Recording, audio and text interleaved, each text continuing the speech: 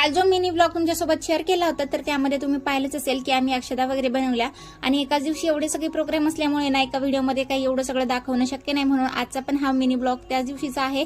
आणि त्याच दिवशी घाना बांगड्या होत्या त्यामुळे हे सगळे कार्यक्रम एका दिवशी आले आणि मग आमची पण खूप धांदल उडाली आणि इकडे सगळी स्वयंपाकाची वगैरे तयारी चालू होती. सगळेजण आपापल्या कामात होते आणि त्या दिवशी घाना बांगड्या असल्यामुळे ना इकडे बांगड्यावाले सगळे बांगड्या भरत होते आणि सगळ्या मावश्या वगैरे इथे बसलेल्या होत्या आणि आमचं वेगळंच काम चालू होतं. आम्ही दोघे इकडे ना डेकोरेशन करत होतो कारण आणि सगळं लग्न पार पाडेपर्यंत माझ्याकडे एकच काम होतं लास्ट पर्यंत, ते म्हणजे डेकोरेशनचं. आणि सगळं डेकोरेशन वगैरे जिथलं तिथं ते माझ्याकडे काम होतं.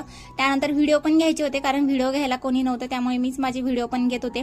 त्यानंतर इकडे आम्ही छान असं डेकोरेशन केलं, बॅनर वगैरे लावून घेतला. त्यानंतर यांना जातं पण सजवायचं होतं आणि जात्याच्या कडेनी जी मॅटची रांगोळी बनवली ना तर ती दीदींनीच बनवली होती, त्यामुळे थोडंसं मग फुलांच्या पाकळ्या वगैरे कमी लागल्या आणि ही रियुजेबल आहे, आपण कोणत्याही कार्यक्रमाला वगैरे यूज करू शकतो.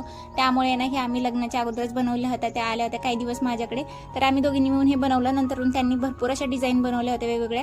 त्यानंतर इकडे घाणा पण चालू होता कारण हळद दळायची होती ना, तर सकाळी हळद फोडून घेतली. त्यानंतर दुपारच्या वेळेला मग हळद दळायचं काम होतं आणि हळद फोडणे, अक्षदा आणि घाना बांगड्या या सगळ्या कार्यक्रमांचा मोठा व्हिडिओ आपल्या चॅनलवर लवकरच येणार आहे. त्यासाठी आता सबस्क्राईब करून ठेवा जेणेकरून तुम्हाला हा मोठा व्हिडिओ पाहायला मिळणार आहे. आणि त्यानंतर आहे ना हळद फोडता फोडता इकडे यांची काय मजा मस्ती चालू होती माहित नाही. आणि आमचा गोतवळा एवढा मोठा आहे ना की खरंच म्हणजे हे सगळे आमचे जवळचे आहेत, सगळ्या माझ्या मावस सासूबाईन त्या, आणि एवढा मोठा गोतवळा आहे ना की खूप मजा येते कोणत्याही कार्यक्रमाला. आणि आमच्या लग्नानंतरचा हा पहिलाच कार्यक्रम आहे त्यामुळे ना खूप मजा आम्ही एन्जॉय केलं, कारण आमचं लग्न तर कोरोनामध्ये झालं होतं त्यामुळे एवढं काही एन्जॉय करता आलं नव्हतं. पण हा कार्यक्रम आम्ही एवढा एन्जॉय केला ना लग्नाचा. तर त्यानंतर लाडूबाईची पण वेगळीच घाई होती, तिला पण बांगड्या घालायच्या होत्या, पण आत्यांचं त्याचं म्हणणं होतं की तिला हिरव्या बांगड्या नाही घालायच्या कारण लहान मुलांना लवकर नजर लागते हिरव्या बांगड्या घातल्यानंतर, पण ती काय ऐकायला तयार नव्हती.